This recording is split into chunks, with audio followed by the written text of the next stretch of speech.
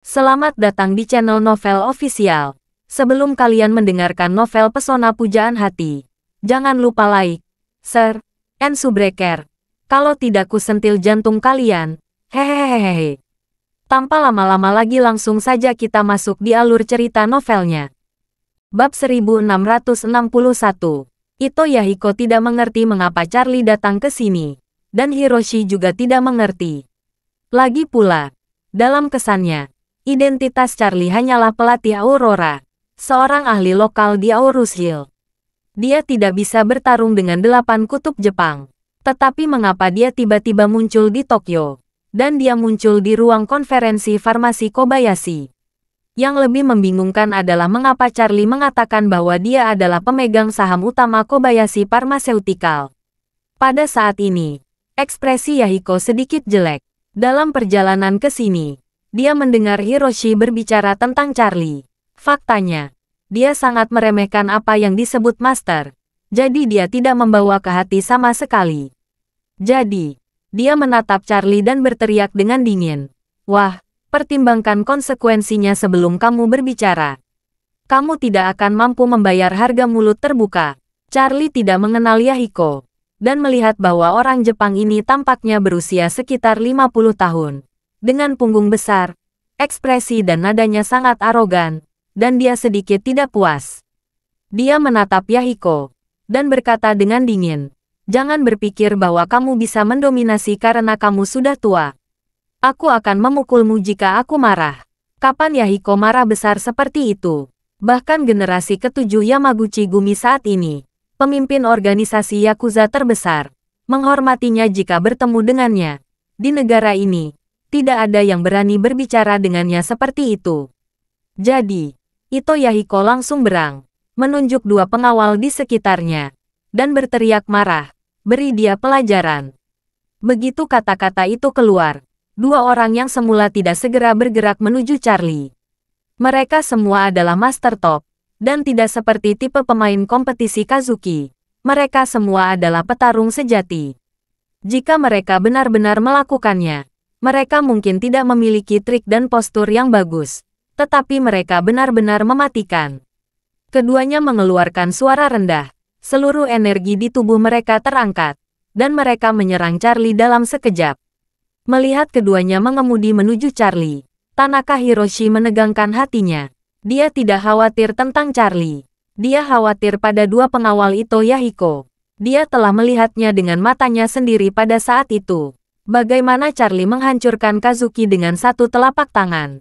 Kazuki hanyalah sampah yang tidak kompeten di depannya. Tidak peduli seberapa kuat kedua pengawal ini. Mereka mungkin tidak beberapa kali lebih kuat dari Kazuki, kan? Bagi Charlie, itu mungkin dilakukan hanya dengan beberapa telapak tangan. Pada saat ini, 2 pengawal sudah melakukan pembongkaran ke tubuh Charlie. Mereka berdua meninju keras di kedua sisi tulang rusuk Charlie. Tulang rusuk di sisi kedua adalah salah satu mata rantai terlemah pada tubuh orang dewasa. Tulang rusuk tidak sekeras tengkorak, dan sangat mudah patah jika dipukul dari samping. Jika tulang rusuk patah dari samping, tulang rusuknya sendiri juga akan patah, berubah menjadi pisau yang tajam dan menusuk tubuh korbannya. Tulang rusuk melindungi organ dalam yang paling penting dari seseorang. Setelah tulang rusuk yang patah menembus organ dalam, sangat mudah menyebabkan pendarahan internal yang serius, yang dapat langsung membunuh lawan. Trik kejam semacam ini hampir membunuh. Mata Charlie sedikit membuka. Dalam konflik yang biasa, sedikit orang yang menggunakan trik jahat seperti itu ketika mereka muncul, baik mengkompilasi ke wajah, atau memindahkan ke anggota badan. Bahkan jika anggota badan tersebut dihapuskan sepenuhnya, itu tidak akan membunuh orang lain. Tetapi dia tidak pernah berpikir bahwa kedua orang Jepang ini sangat berbahaya. Mereka ingin membunuh dirinya sendiri meski baru sekali ini bertemu satu sama lain. Menurut ini, dia tidak tahu berapa banyak orang yang telah kehilangan nyawanya karena mereka berdua. Selain itu, kedua orang ini tahu cara menggunakan Kijin. Dan tampaknya mereka juga adalah praktisi bela diri yang berpengalaman.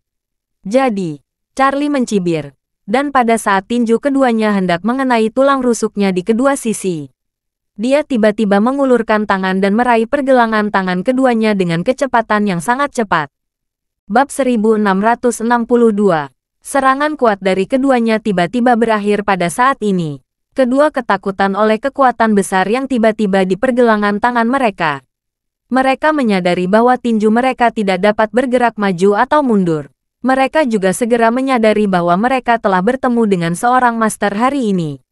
Keduanya saling memandang, dan masing-masing bisa melihat kengerian di mata yang lain.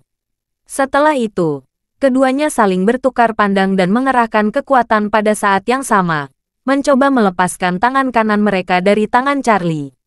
Tapi sayangnya, terlepas dari semua kekuatan mereka masih tidak bisa menarik tangan kanan mereka sedikit pun.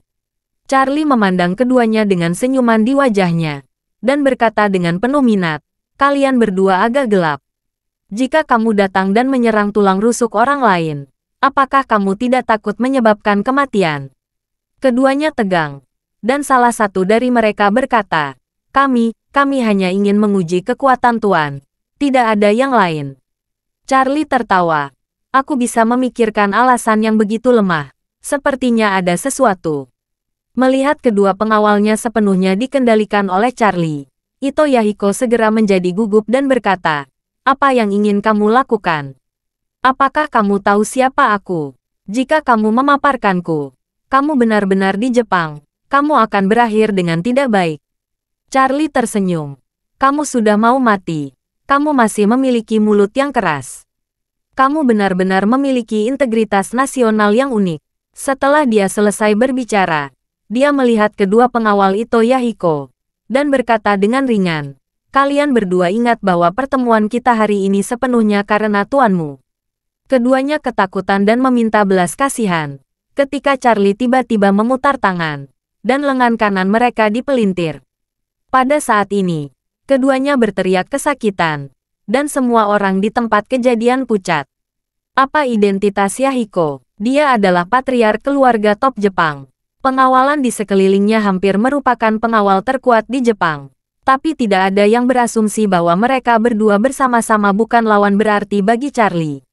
Pada saat ini, Yahiko juga tercengang. Dia tidak pernah membayangkan dua pengawalnya yang kaya akan pengalaman tempur dan memiliki banyak darah di tangan mereka akan dikalahkan dengan begitu mudah secara bersamaan.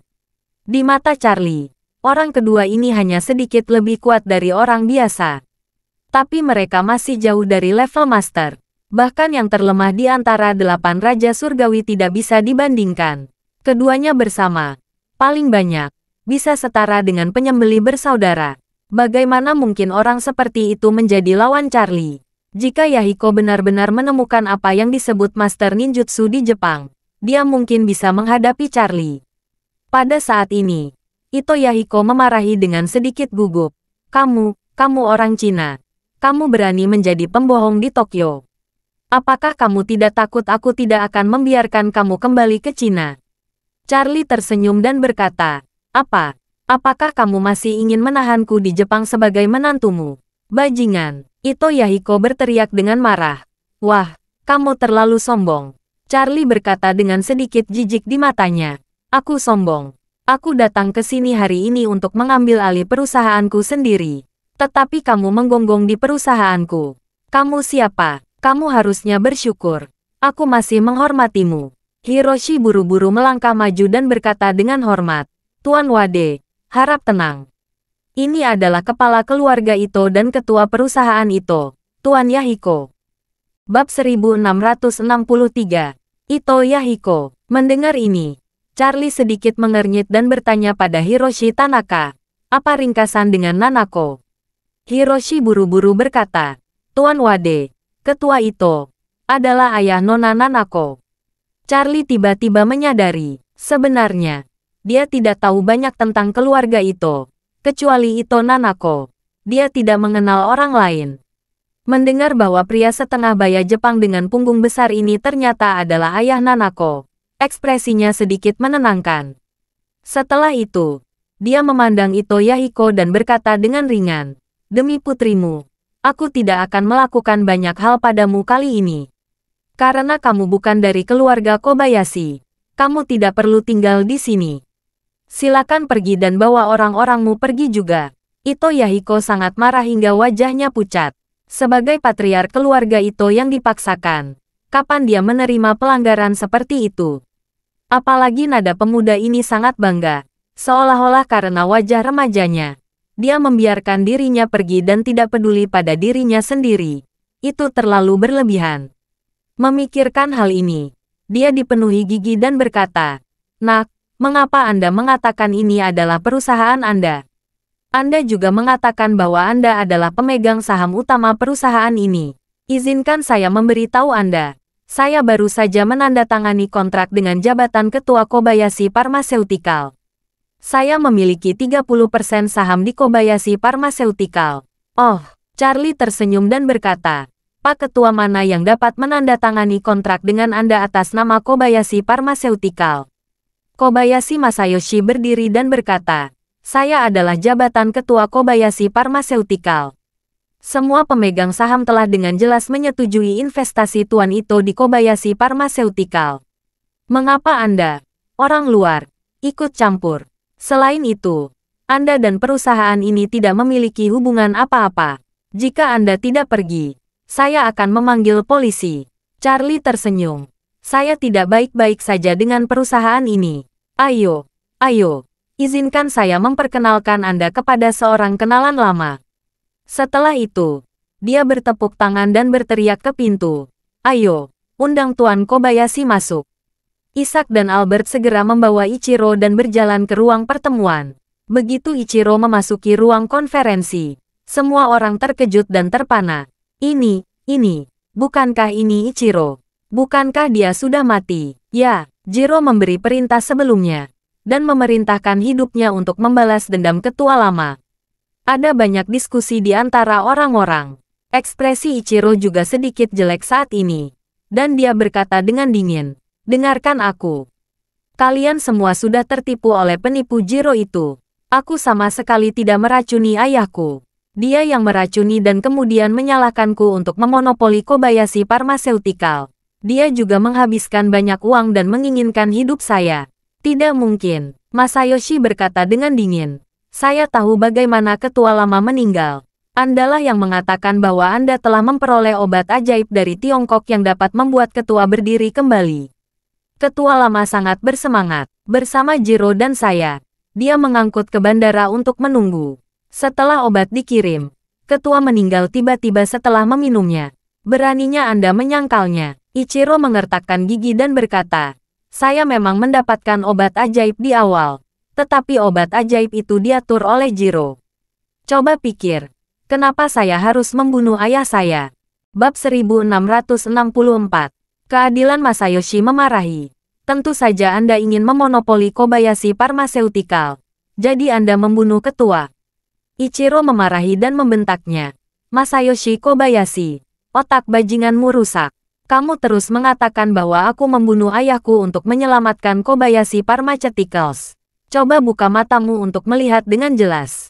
Apakah saya mengambil alih Kobayashi Pharmaceutical? Setelah ayahku meninggal, siapa yang menjadi ketua baru Kobayashi Pharmaceutical?" Begitu kata-kata ini keluar, semua orang saling memandang dengan cemas. Apa yang dikatakan Ichiro juga benar. Setelah kematian ketua lama Kobayashi Masao, penerus pemimpin adalah adik Ichiro, Jiro. Apalagi Jiro juga menghabiskan banyak uang untuk membunuh Ichiro. Jika ini benar-benar direncanakan oleh Ichiro, maka dia terlalu bodoh, bukan? Bukan hanya dia tidak mendapatkan keuntungan apapun, tetapi dia juga membuat gaun pengantin untuk orang lain. Yang lebih parah, setelah seseorang mengenakan gaun pengantin, mereka menginginkan hidupnya juga. Memikirkan hal ini, semua orang tiba-tiba menyadari bahwa mungkin ada hal lain yang tersembunyi di dalam materi aslinya. Kobayashi Masayoshi sedang dalam suasana hati yang sangat rumit saat ini. Pertama-tama, dia berhasil lolos dengan Kobayashi Masao, lalu menyingkirkan Ichiro, dan kemudian tersesat dengan Jiro, dan mengambil posisi sebagai ketua Kobayashi Pharmaceutical Co., Ltd. Tapi dalam sekejap mata, Ichiro kembali tanpa cedera. Bukankah itu omong kosong sialan? Kehidupan indah baru saja dimulai dan akan segera berakhir. Dia dipenuhi dengan kebencian dan berkata dengan marah, "Ichiro, sudah lama sejak Anda meninggalkan Kobayashi Pharmaceutical. Sekarang Kobayashi Pharmaceutical telah sepenuhnya menggunakan kekuasaan di rapat pemegang saham. Dan Anda belum dibebaskan dari tuduhan pembunuhan ayah Anda. Kami tidak akan mengizinkanmu kembali bertanggung jawab atas Kobayashi Pharmaceutical. Ichiro juga marah dan memarahi. Masayoshi Kobayashi, Anda adalah orang tua saya. Saya ingin memberi Anda rasa hormat. Tetapi saya tidak berharap Anda begitu bodoh. Saya adalah pewaris keluarga sejati Kobayashi. Dan seluruh Kobayashi Pharmaceutical didirikan oleh ayah saya. Anda hanya bekerja paruh waktu dan mendapatkan gaji tinggi. Mengapa Anda mengganggu properti keluarga kami? Apa yang Anda lakukan? Percaya atau tidak, saya akan mengeluarkan Anda dari Kobayashi Pharmaceutical sekarang. Kamu. Masayoshi dimarahi hingga berdarah. Gemetar karena marah. Dia berkata, kamu pembunuh ayahmu. Kobayashi Pharmaceutical tidak boleh jatuh ke tanganmu. Ichiro bekerja keras di peternakan anjing Albert selama periode waktu ini. Dan dia sudah lama mati lemas. Dia akhirnya kembali ke Jepang dan perusahaannya sendiri. Dia tidak berpikir bahwa Kobayashi Masayoshi akan berani meneriaki dirinya sendiri. Dia langsung menjadi marah pada Masayoshi dan menamparnya. Setelah bekerja di peternakan anjing begitu lama, kebugaran fisik Ichiro telah meningkat pesat. Selain itu, dia sudah menjadi pria parubaya. Dan dengan satu pemahaman, Masayoshi ditampar. Anggota keluarga Kobayashi yang hadir dengan Mary. Ichiro menunjuk Masayoshi yang terkejut dan memarahi. Sial, aku akan membiarkanmu mati hari ini. Setelah itu, dia memandang Charlie, membungkuk hormat dan berkata, Tuan Wade, tolong publikasikan video pengakuan Jiro dan beritahu mereka kebenaran masalah ini. Charlie mengangguk dan menuangkan mata pada Albert. Albert segera mengeluarkan ponselnya dan memutar video pengenalan Jiro kepada semua orang. Dalam video tersebut, Jiro mengaku sambil menangis bahwa ayah kandungnya, Masao Kobayashi, dibunuh olehnya. Dia juga mengakui bahwa dia menghabiskan banyak uang untuk menyewa seseorang untuk memburu saudaranya dan mencoba menghindari masalah di masa depan. Kali ini, itu benar-benar menumbangkan persepsi semua orang tentang semuanya. Kobayashi Masayoshi juga panik. Dia sekarang menyadari bahwa Jiro mungkin telah dibunuh oleh Ichiro. Dan sekarang orang ini kembali untuk merebut kekuasaan. Bab 1665. Pada saat ini, Masayoshi 10.000 tidak yakin di dalam hatinya. Dia akhirnya berhasil menjadi jabatan ketua, dan dia baru saja akan mengambil alih seluruh farmasi Kobayashi. Namun tidak disangkanya dia akan jatuh begitu cepat. Jadi, dia menyeringai dan berkata, Ichiro, apakah Anda meracuni ketua lama? Anda belum sepenuhnya menyelesaikan pemulihan kami tentang masalah ini. Bahkan jika Jiro merekam video ini, itu tidak membuktikan bahwa pembunuhnya pasti dia. Siapa yang tahu jika Anda menculik Jiro dan memaksanya merekam video ini? Setelah itu, dia segera melihat ke arah kerumunan dan mengipasi api. Apakah saya benar? Semua orang mengangguk. Kobayashi Masayoshi menemukan bahwa dia memiliki dasar massa, dan segera melanjutkan dengan agresif. Masalah ini harus diserahkan ke polisi untuk penyelidikan menyeluruh. Jika polisi mengatakan bahwa Anda tidak curiga, kami akan menyerahkan hak rapat pemegang saham pada Anda. Sebelumnya, Anda tidak boleh ikut campur dalam Kobayashi Pharmaceutical. Ketika Ichiro mendengar ini, dia langsung berlari pembohong. Dia menendang perut Masayoshi dan memarahinya. Masayoshi, beritahu ibumu sendiri. Apakah kamu tidak tahu malu? Menurut hukum Jepang, saya adalah putra tertua keluarga. Jadi saya harus mewarisi harta keluarga. Dan sekarang adik saya juga telah menghilang. Saya adalah satu-satunya pewaris sah ayah saya. Dan perusahaan yang didirikannya tentu saja menjadi warisan saya. Anda, seorang pencari nafkah yang bekerja di perusahaan. Mengapa Anda berdebat dengan saya di sini? Memikirkan masalah yang dia derita selama periode waktu ini, Ichiro penuh dengan api jahat. Dan sekarang Masayoshi masih ingin mencegah dirinya mengambil alih Kobayashi Pharmaceutical. Perilaku seperti ini membuatnya sangat marah. Jadi dia dengan marah dan meninju dan menendang Masayoshi. Lalu dia mengutuk dengan marah. Hak apa yang kamu miliki? Kamu sekelompok pelayan memenuhi rumah dan tidak membiarkan putra pemilik masuk dan tinggal di sana. Beraninya Anda menghentikan saya untuk kembali ke Kobayashi Pharmaceutical. Izinkan saya memberitahu Anda. Anda telah resmi dipecat oleh Kobayashi Pharmaceutical sekarang. Segera pergi dari sini. Kobayashi Masayoshi berdetak dengan berbagai cara dan rasa sakit. Meskipun dia sangat marah, dia benar-benar ketakutan oleh Ichiro. Kata-kata Ichiro terdengar kasar, tetapi apa yang dia katakan masuk akal dan legal. Dia awalnya adalah pewaris pertama Kobayashi Pharmaceutical. Bahkan jika dia menduga membunuh ayah kandungnya, dan polisi benar-benar menghukumnya dan memasukkannya ke penjara, tidak mungkin menghilangkan haknya untuk mewarisi warisannya. Apa yang Masayoshi katakan terdengar seperti keadilan yang menakjubkan. Tetapi sebenarnya itu hanyalah ekspresi ketidaktahuan akan hukum. Melihat Masayoshi memukul dengan cara yang buruk, Charlie berkata, "Oke. Jangan bertarung lagi. Jika sesuatu terjadi padanya, kamu mungkin akan masuk penjara." Ichiro kemudian berhenti, dan berkata kepada Charlie dengan hormat, "Maaf, Tuan Wade." Charlie sedikit mengangguk dan berkata, "Semua dengarkan aku. Ichiro sebagai ahli waris yang sah dari Kobayashi Pharmaceutical, telah menandatangani perjanjian transfer ekuitas denganku. 90% saham Kobayashi Pharmaceutical telah saya miliki mulai sekarang. Sisanya 10% adalah milik Ichiro. Jadi sekarang saya adalah pemegang saham pengendali mutlak Kobayashi Pharmaceutical." Setelah itu, Charlie memberi isyarat kepada Paul. "Ayo, pengacara Paul, ambil fotokopi kontrak dan bagikan kepada mereka." Ketika semua orang di tempat kejadian mendengar ini, mereka semua terkejut. Terima kasih sudah mendengarkan cerita novel Pesona Pujaan Hati. Sampai jumpa di novel selanjutnya.